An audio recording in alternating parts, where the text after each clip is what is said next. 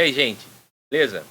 Olha, estamos aqui fazendo uma live hoje para discutir a reforma do ensino médio. Eu tenho um grupo de convidados de peso. Estou aqui agora com a Karina, professora da rede estadual, e também com a Duda, que é estudante da rede pública. A reforma do ensino médio tem sido um problema para os trabalhadores da educação em todo o país e também, claro, para os estudantes da classe trabalhadora. Eu queria que a professora Karina se apresentasse e trouxesse para a gente um pouco como tem sido o dia a dia, o trabalho traz, também da perspectiva da saúde mental, com relação ao ensino médio, causando diversos problemas na educação brasileira. Karina. Boa tarde, obrigada, né? Boa tarde, boa noite. Bom dia, né? A ideia é disponibilizar aí todo mundo se apropriar e vir debater com a gente. Né? Me apresentar, eu sou professora da rede estadual há 4 anos, né? Professora de história, sou militante também da Resistência e eu acho que esse problema ele começa, né? Se aprofunda com as reformas, a PEC 90, reforma trabalhista, né? E quando assume o governo Temer, em 2017, ele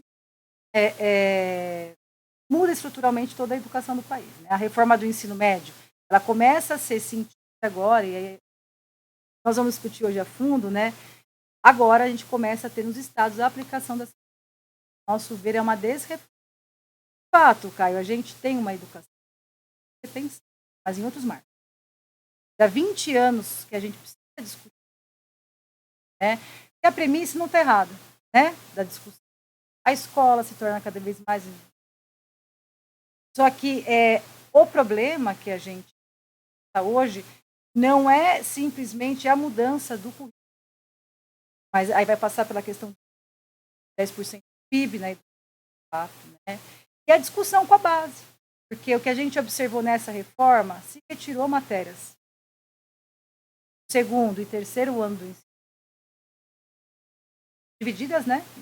Geografia, ciências humanas, geografia, filosofia, história, ciências biológicas, né? Física, química, e agora se aglutinam em itinerários de aprofundamento. Só que na prática, o que a gente tem? Itinerários eles não estão abarcando áreas essenciais para um.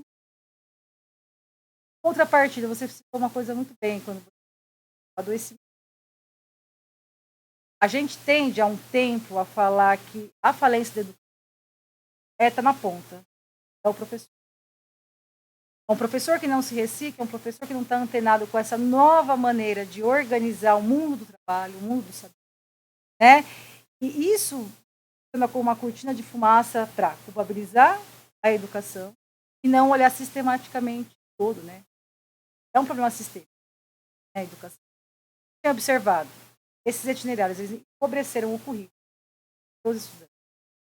E para os professores não foi feito nenhum debate de fato, e muito menos uma preparação, formação a fundo, possibilitar hoje, em 2023, estar em sala de aula, nem sequer aplicando esse novo currículo.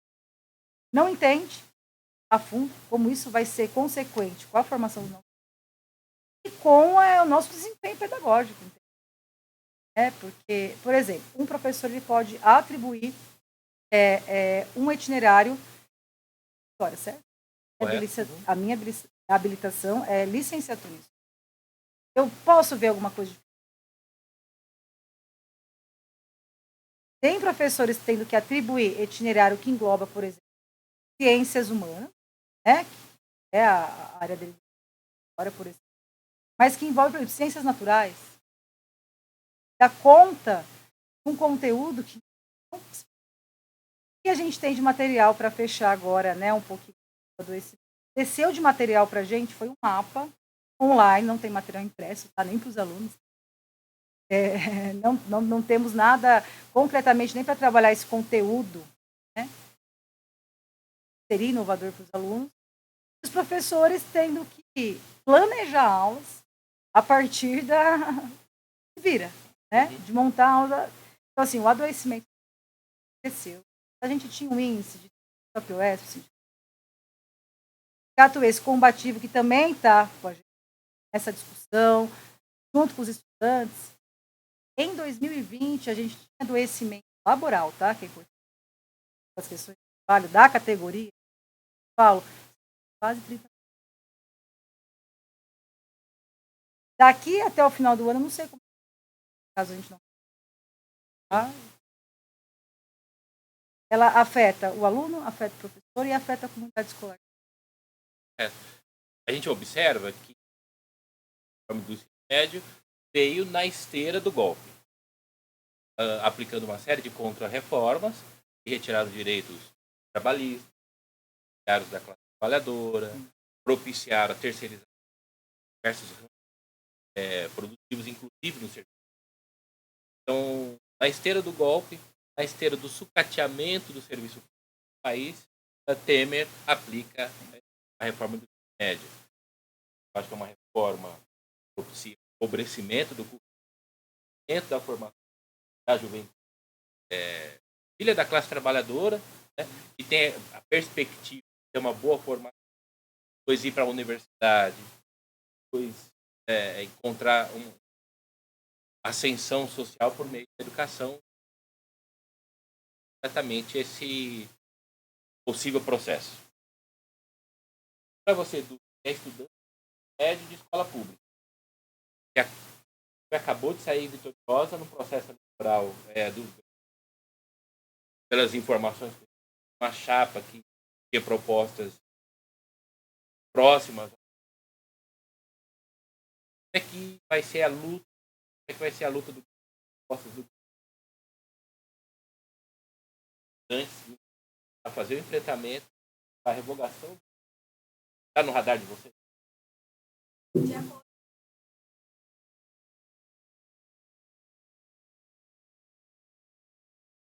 Nós nos apresentamos. Nós gostaria de representar todos os alunos da segundo nossas pesquisas, muitos alunos não estão interessados no médio, não estão gostando dos itinerários. Por quê? Porque, como a Karina falou, as pessoas não teve o direito de escolher o itinerário que queria, não um itinerário, porque a maioria concorda com o médio antigo, onde nós temos o direito de ter todas as matérias para que a gente pudesse ter um ensino de qualidade na medida do possível, principalmente ter acesso ao Enem. Então, como muito falou, não concorda com as medidas que o Grêmio tem que tomar, é montar um projeto para que todos nós possamos reivindicar e falar de consciência. Estamos em fazer com a ajuda da Fronte, dado muito apoio, um projeto que possa ir para as ruas mesmo e manifestar o que nós não estamos com.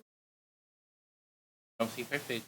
Acho que a tarefa é buscar a revogação do ensino médio, né, Karina? Sim. Essa tarefa, eu penso que não é uma luta só dos estudantes. É também dos professores, enquanto categoria organizada. A POS, por exemplo, no estado de São Paulo, é um dos maiores sindicatos da América Latina, né, Karina? Sim. Para fazer uma luta unificada. O governo Lula parece que anunciou que pretende reformar o novo ensino médio, mas essa proposta não tem acordo do movimento, antes nem dos trabalhadores. Como é que está isso? Legal para vocês. Isso que o Caio trouxe. De fundo, o que a gente está discutindo é um outro marco de discussão da escola pública. Eu acho que o momento é esse, Caio. A gente derrotou, né, nas urnas um projeto de retrocesso, inclusive, aonde, quando a gente vai conversar e debater com a comunidade, porque são os estudantes, mas é a comunidade, é a classe trabalhadora que está com a gente.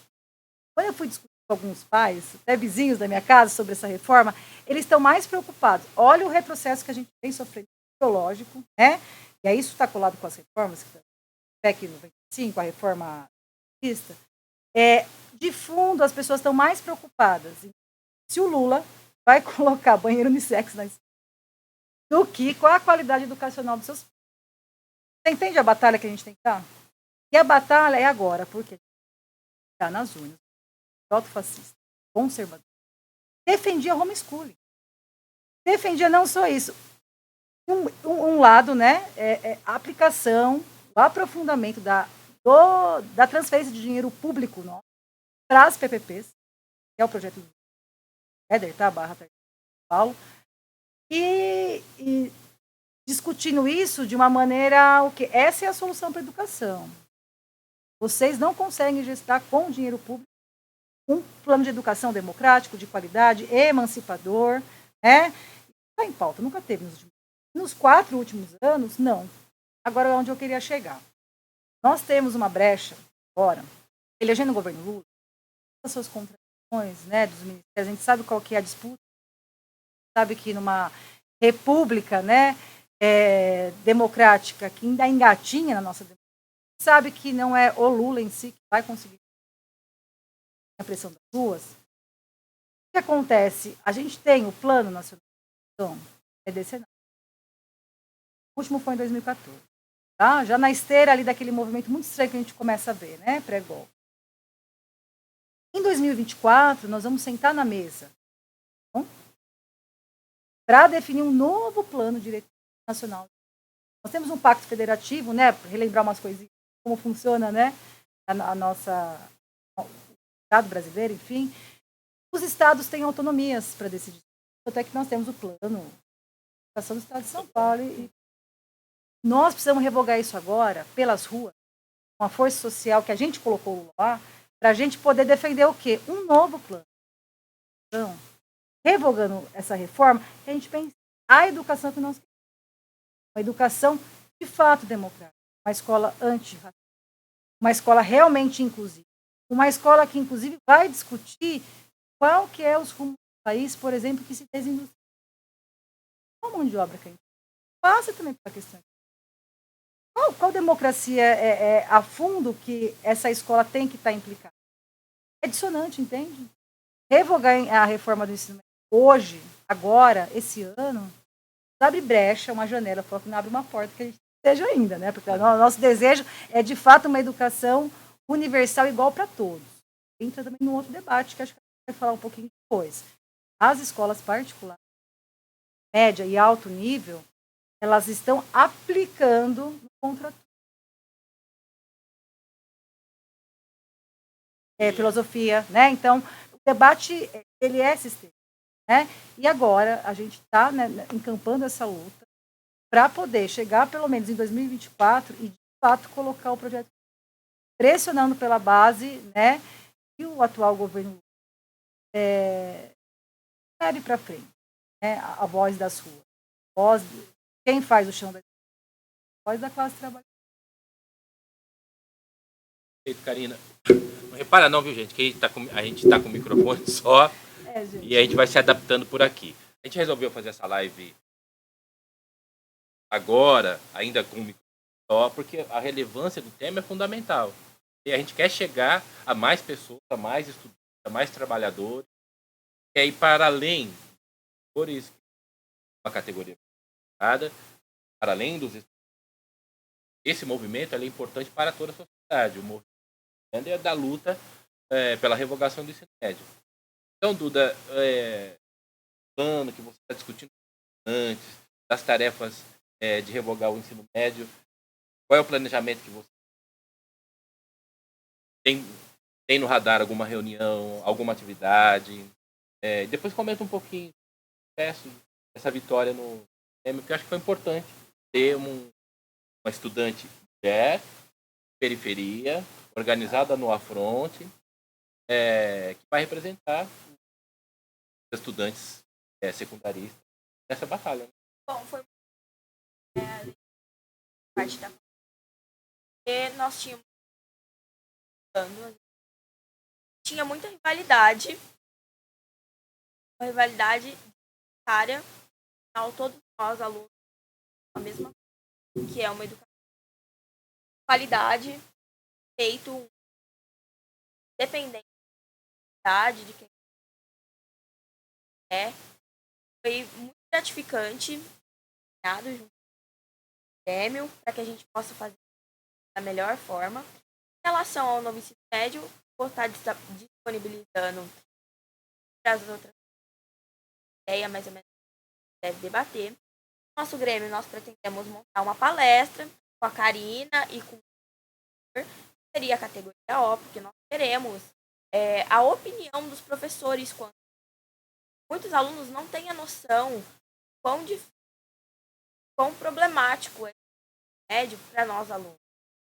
Quanto isso vai precarizar nossas oportunidades lá na frente. Principalmente o Enem. Porque o Enem falam que vão mudar a prova. Mas como vocês vão mudar a prova, sendo que no particular é totalmente diferente da escola pública? No ensino particular, você tem todas as matérias que nós tínhamos antes do antigo, você tem ali os itinerários no conteúdo.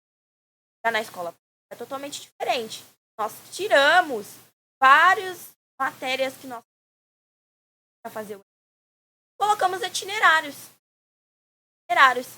A gente não pôde escolher o itinerário que queria, teve que mudar de escola para poder fazer alguma coisa diferente. Eu acho que isso deveria ser mudado. Eu tenho um exemplo como eu vou dar aqui para vocês. Uma amiga que queria fazer o itinerário que ela pretende. Também, né? E às vezes engloba os dois itinerários. E ela foi fazer o quê? Jornalismo na escola. Ela não teve a opção de escolher o itinerário. Como ser humano, como que ela faz para fazer a faculdade dela? As oportunidades estão indo para pessoas que podem pagar. É uma ideologia totalmente empresarial.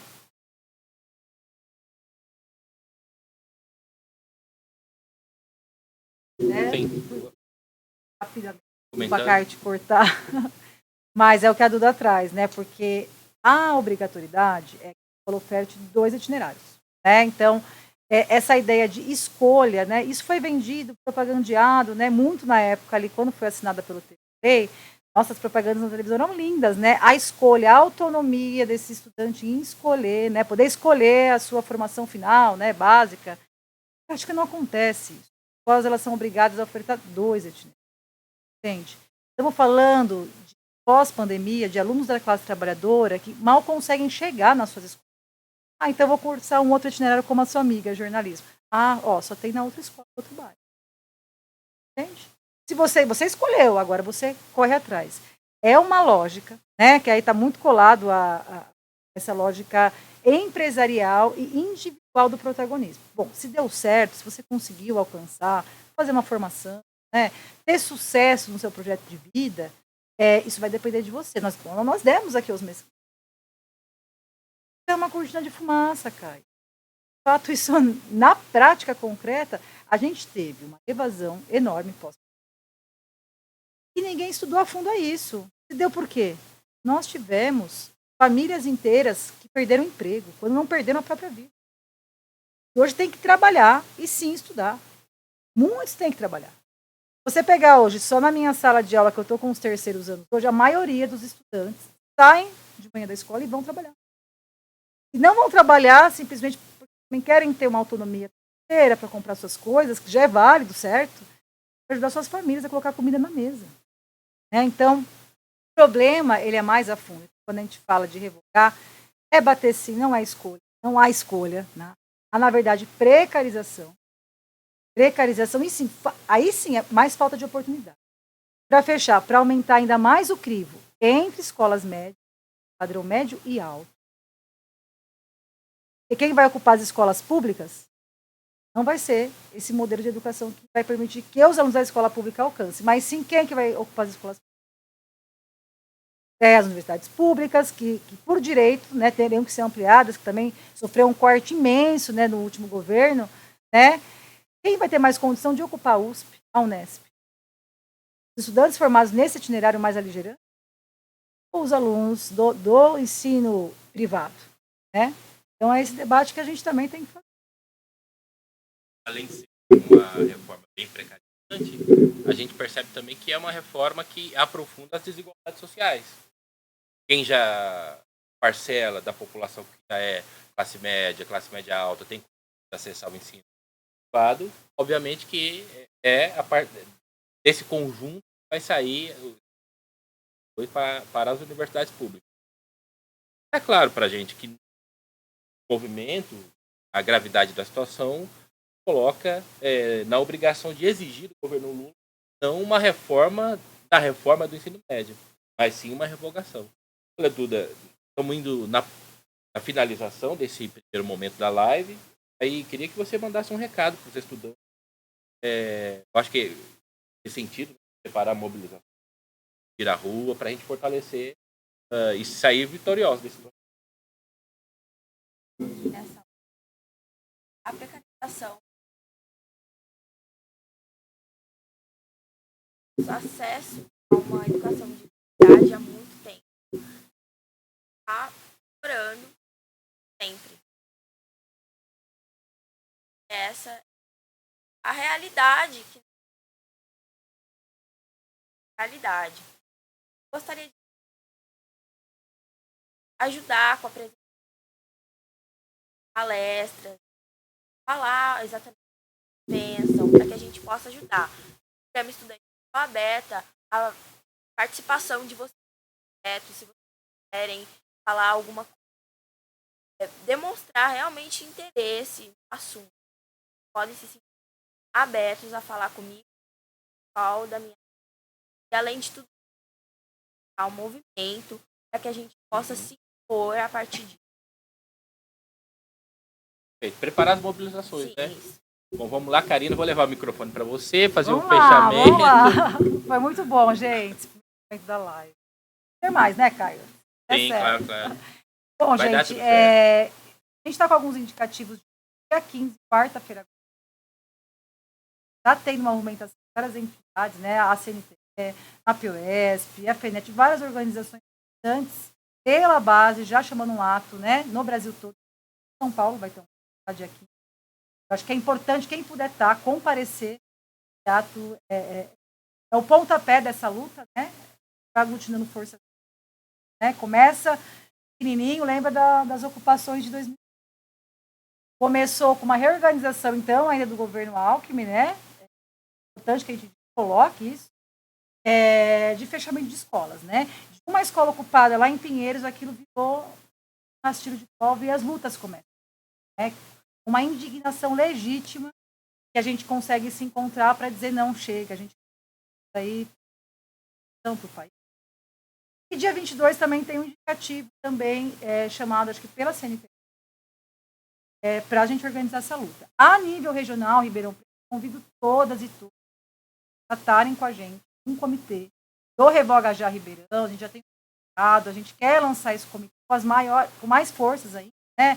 Movimentos, você que aí está indignado, sozinho em casa agora, estudante, professor, vem se organizar com a gente, né? A gente entende que a saída é coletiva, a saída é nas ruas, reivindicando, né? Que de fato Camilo Santana não reforme a desreforma, mas que ele atenda o chamado governo, que a gente quer de outro projeto de educação próprio. Né? O slogan do governo é reconstrução. União e reconstrução. É nisso que a gente quer, Lu. A gente quer reconstrução. E, de fato, com outros marcos não liberalizantes, que tem sido há 20 anos do governo do PSDB, né, em São Paulo e tantos outros. A gente quer uma educação equitativa entre a escola privada e pública. Não quer ser nivelado por baixo. É classe trabalhadora. Queremos os alunos nossos da classe trabalhadora acesso a técnica, sim, com boa formação técnica, mas também com matérias humanísticas, de forma sensível. Né? Então, essa luta, gente, ela engloba o salto de país que a gente tem. Né? Ela não é só simplesmente revogar uma estrutura. Ela é uma mudança social de que país que a gente tem. Né? Então, é isso. Vem para a luta com a gente. Perfeito, Karina. Acho que o convite para a luta fica aberto. Vou encerrar agora esse primeiro momento da live. Daqui, fiquem aí acompanhando, fazer mais 2 convidados e uma comentarista. E 1 minuto a gente volta. Tempo para um café.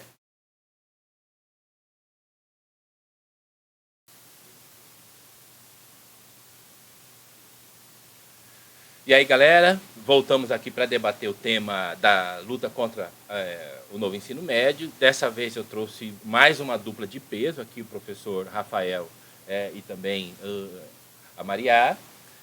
que é estudante do ensino médio, da escola pública. Rafael é professor da rede pública também. Bom, Rafa, conversamos com a professora Karina, conversamos com a Duda, e na síntese do primeiro bloco ficou colocada a necessidade de mobilização para derrotar a reforma do ensino médio. A pressão que tem sido gerada pelo movimento, digo, de estudantes e também de professores, fez o governo Lula se manifestar. Porém, não contemplou a bandeira do movimento.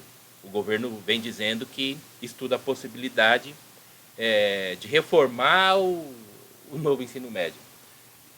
Como é que está isso para vocês? Quais são os problemas do ensino médio que você, enquanto professor, gostaria de trazer aqui para a gente? E as perspectivas de luta, contradições do governo Lula, que você está percebendo disso tudo, camarada? Bom, agradeço ao espaço, né?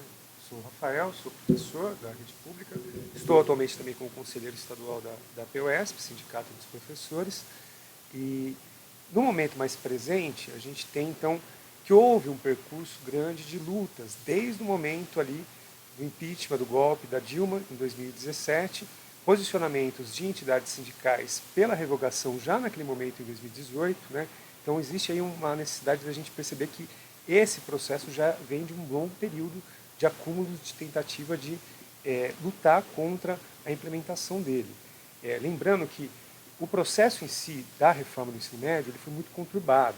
Então a gente teve lá no governo ainda Dilma, em 2015, a iniciativa de proposição de uma reforma do ensino médio, de uma qualificação do ensino médio, no sentido de tentar transformar esse ensino médio em algo mais atrativo, em algo profissionalizante, até no sentido de contemplar a LDB. Né? Preconizado no LDB, o ensino médio serve para formar para a cidadania ativa e formar para o ingresso no mercado de trabalho.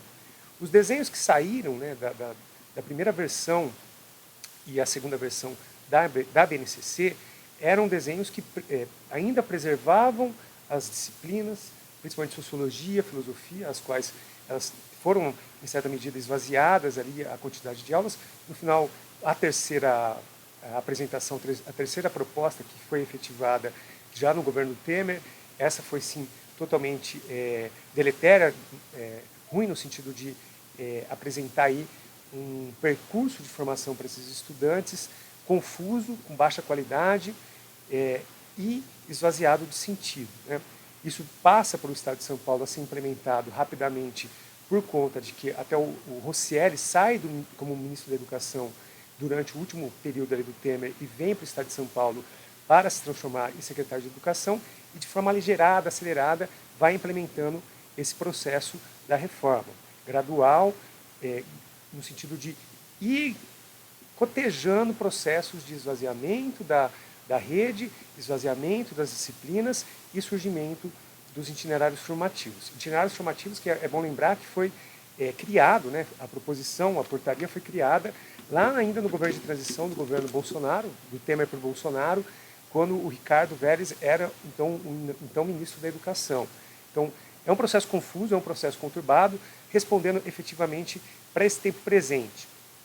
Para o tempo presente, a gente tem a necessidade de pautar o quanto que esse novo ensino médio tem significado o esvaziamento da educação pública e a evasão escolar. Então, tem uma implicação, uma correlação aí grande. Por mais que eles propagandeiem que o novo ensino médio transformou a escola em algo atrativo, os estudantes estão aqui falando que a escola ficou muito mais chata, muito mais sem sentido do que a anterior. Em específico, para o tempo presente, a gente tem uma realidade de que o Ministério da Educação, nessa semana, soltou uma portaria 397, a qual dá continuidade ao processo de implementação do ensino médio na etapa de reformulação do Enem. Então, o Enem de 2024 será um Enem formulado a partir dessa formatação do ensino médio. Mas, ao mesmo tempo, abre uma possibilidade de consulta popular, por meio da portaria 399, a qual, então, volta o tempo passado, lá para a segunda conferência Nacional de Educação, em que houve o debate amplo da sociedade civil em relação a qual propositura seria feita de ensino médio, qual que seria o currículo do ensino médio. Nesse momento, então, nós estamos com essa possibilidade de debater novamente o tema, e o tema para nós é simples, né? Essa escola, esse modelo promove um apartheid social na educação brasileira. É a educação para o rico e a educação para o pobre. É uma escola que vai precarizar ainda mais o acesso desses seres humanos a uma formação mais integral para não só o mercado de trabalho, mas para a vida. Então, nós somos contundentes em dizer, revogue-se já essa proposição de ensino médio que está sendo implementada, uma vez que os dados já estão apontados. Ela não está satisfazendo os estudantes, tampouco está cumprindo o seu papel social de conferir uma qualidade de educação para a formação desses seres humanos. Seria um pouco essa a primeira fala em relação ao momento atual, um pouco do histórico e o momento atual das lutas, né? Existe um indicativo já tirado pela Confederação Nacional dos Trabalhadores em Educação para o dia 22 de março. Existe já uma petição que foi protocolada junto ao governo Lula de mais de 300 entidades sindicais no sentido de pedido da revogação. Essa revogação já existia lá em 2018, nós fizemos um acúmulo, nós fizemos também um embate durante o governo Temer, durante o governo Bolsonaro, no sentido de alertar a sociedade. Essa educação proposta, esse percurso proposto por essa reforma, ela não vai melhorar a educação, não vai nos dar respostas políticas para a realidade da desigualdade social, para a realidade do esvaziamento das escolas públicas. Pelo contrário, ela ainda aprofunda mais o abismo social e a desigualdade social que a gente vive no nosso país. Perfeito, Rafa.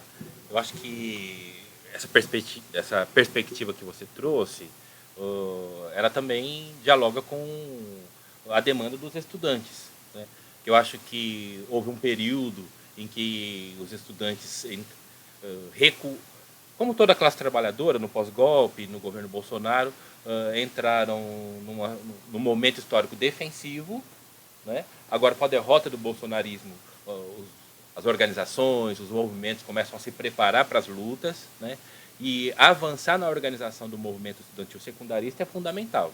Estava agora há pouco conversando com a Duda, acabou de sair de um processo vitorioso eleitoral no Grêmio da escola dela, e a Maria parece que também, né, Maria? Você é de uma chapa que visa organizar e retomar o Grêmio da sua escola para a luta e tem como bandeira a revogação do ensino médio. Como é que está isso para vocês lá na sua escola, na chapa e etc? Vou colocar o microfone um pouquinho mais perto aqui para ti.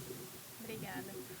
Gente, eu sou a Maria, sou estudante do segundo ano do ensino médio e eu sou secundarista. E, assim, na minha escola, eu tenho visto... Quer falar um pouquinho mais alto, desculpa? Eu tenho visto muitas pessoas que estão descontentes com esse novo ensino médio. E assim, é evidente que a gente precisa lutar contra isso. Até porque a gente está falando da nossa educação, do nosso futuro e o que a gente vai fazer em prol do mundo. O que a gente pode fazer para melhorar isso? A gente tem visto que a grade escolar, a grade curricular tem sido desmontada. As matérias que ficaram como essenciais são português e matemática. E eu tenho alguma outra que eu não me lembro agora. Mas a gente consegue ver claramente os erros que tem nisso.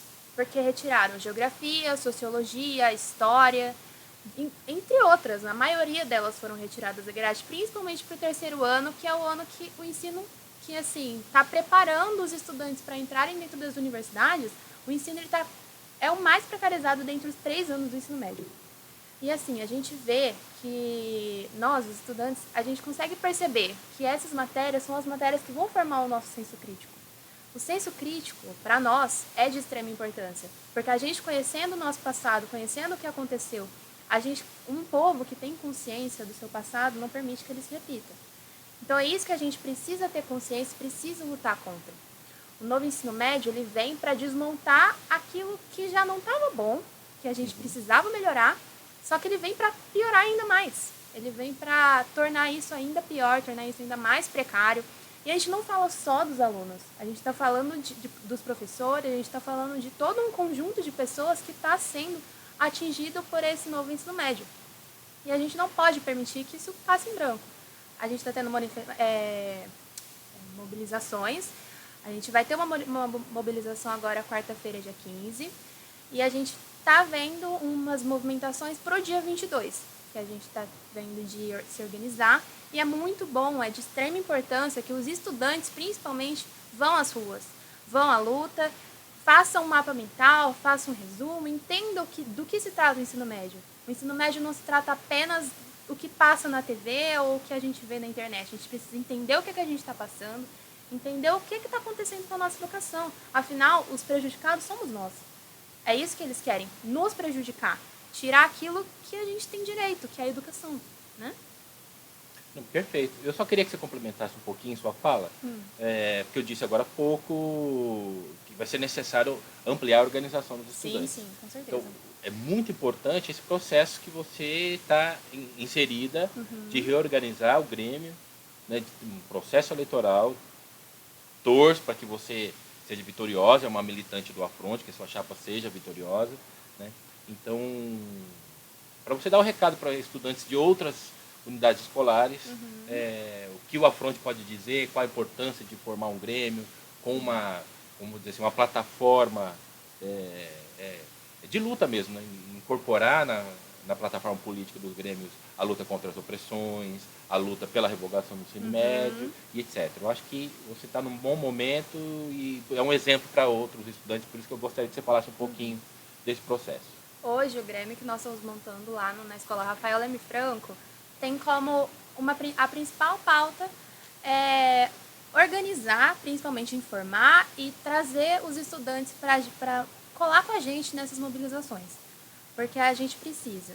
Então, fica aqui o convite, todos os estudantes secundaristas que quiserem, que têm interesse em participar dessas mobilizações, que precisam disso, que sentem que não está funcionando, cola com a gente, vai lá no Instagram, @fronte.rp, chama a gente bate um papo, vem conhecer a gente, para a gente conseguir montar uma mobilização, porque a gente só vai conseguir mudar isso em conjunto, né? Perfeito, valeu. Essa observação da mobilização é muito importante. E aí, Rafa, mas para mobilizar é importante também conhecer os problemas que o novo ensino médio traz. Eu vi que você fez algumas anotações. Tem mais elementos que você gostaria de trazer relacionados à precarização da educação, tanto do aspecto das condições de trabalho dos professores, quanto do empobrecimento do ensino para os estudantes, a comunidade escolar, que você gostaria de expor aqui agora para a gente? Agradeço, acho que é super válido e importante esse momento de conscientização política, de surgimento de lideranças jovens e estudantis que estão preocupadas com o processo, uma vez que isso é um direito social, que está sendo violado, está sendo aí extremamente prejudicado de se efetivar. Referente ainda à fala da Maria sobre o que está pegando hoje com os estudantes.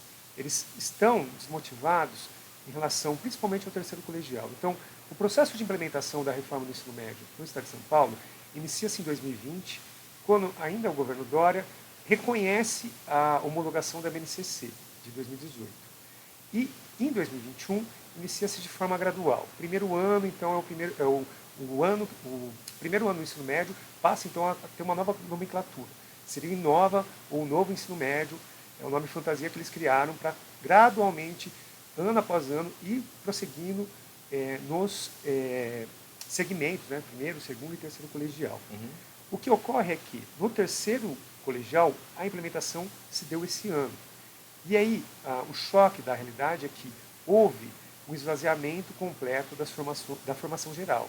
Como a Maria muito bem disse, são apenas 300 horas, né, de formação geral, o que perfaz aí 2 aulas de matemática, 2 horas de aula de história, 2 horas de aula de matemática, 2 horas de aula de português, 2 de artes, inglês e educação física.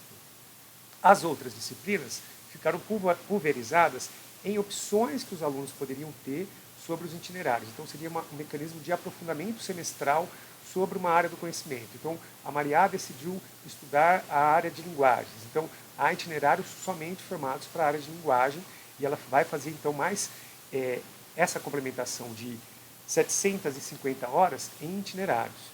Ocorre que não houve uma formação para os docentes vêm de licenciaturas que não abordaram, porque é super recente essa questão, então existe uma precarização, uma desprofissionalização do próprio trabalho docente, no sentido de que a gente não está preparado para efetivar essa proposta, e na percepção dos estudantes o que vai ser da minha vida? Como que eu vou prestar um vestibular? Como que eu vou prestar um Enem, sendo que outras matérias vão ser cobradas e sendo que a rede particular preserva essa formação geral básica. Em suma, a gente tem uma realidade em que esse ano é decisivo, né? Se essa proposição continuar, como eu disse, a gente está dividindo claramente o país em dois modelos de educação, um modelo para o rico e um modelo para o pobre.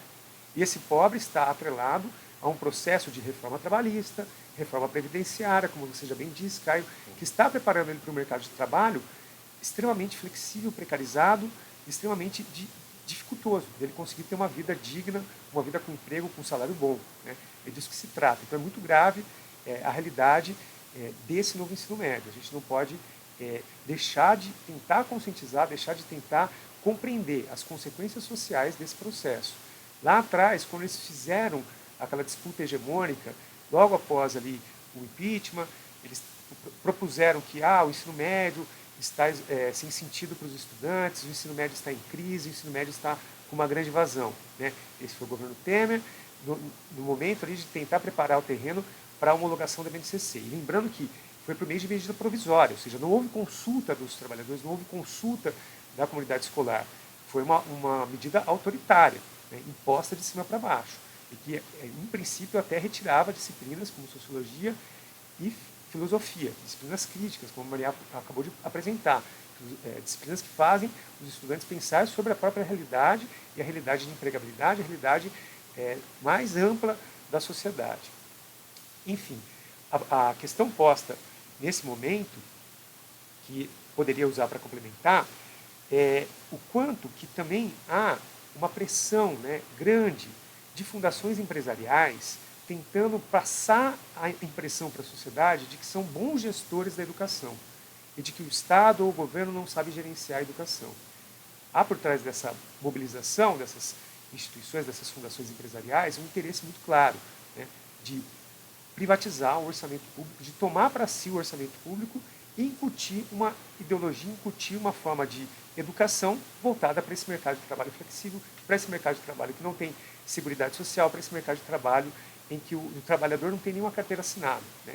Então, existe uma disputa posta, e a disputa é a necessidade de mobilizar a sociedade civil, a necessidade de mobilizar os estudantes, a necessidade de mobilizar os pais dos estudantes, que são os mais interessados no futuro dos seus filhos, em relação a como que essa educação se efetive com qualidade e que a gente consiga construir umas estruturas de empregabilidade que sejam dignas, né? Em que esses estudantes estejam aí com salários bons, com empregos bons e com um desenvolvimento econômico e social necessário, né? Uma vez que a gente vive um processo de aprofundamento de uma crise econômica que só tem favorecido um processo ideológico, um processo cultural que nos leva ao fascismo, que nos leva a uma crise de sociedade em que extrema-direita, em que políticos, né, fascistas aparecem para tentar cooptar essa massa desorientada a interesses outros, né, interesses de um capitalismo extremamente perverso, nocivo, escravagista, como a gente tem observado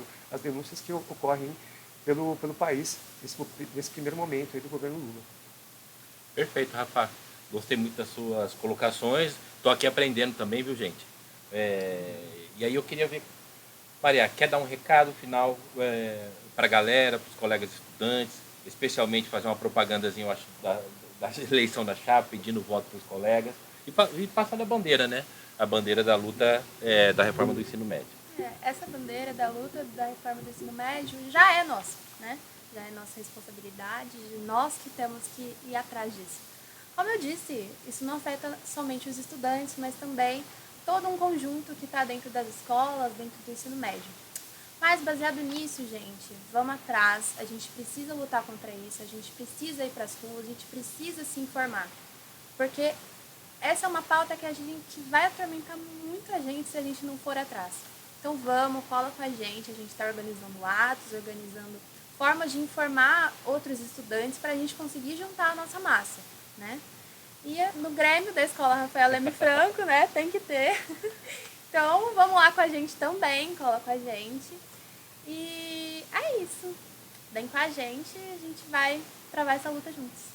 Perfeito. Rafa, você gostaria de dar um recado final? Estamos entrando no final da nossa live, viu, gente? Peço para vocês acompanharem nossos canais da Resistência Ribeirão Preto, no Instagram, no Facebook, logo vem um Discord da Resistência Ribeirão também, canal no Twitch, do Afronte, claro, eu sigo o Afronte. Então, passar um recado final para ajudar na conscientização e na mobilização dos professores, da comunidade.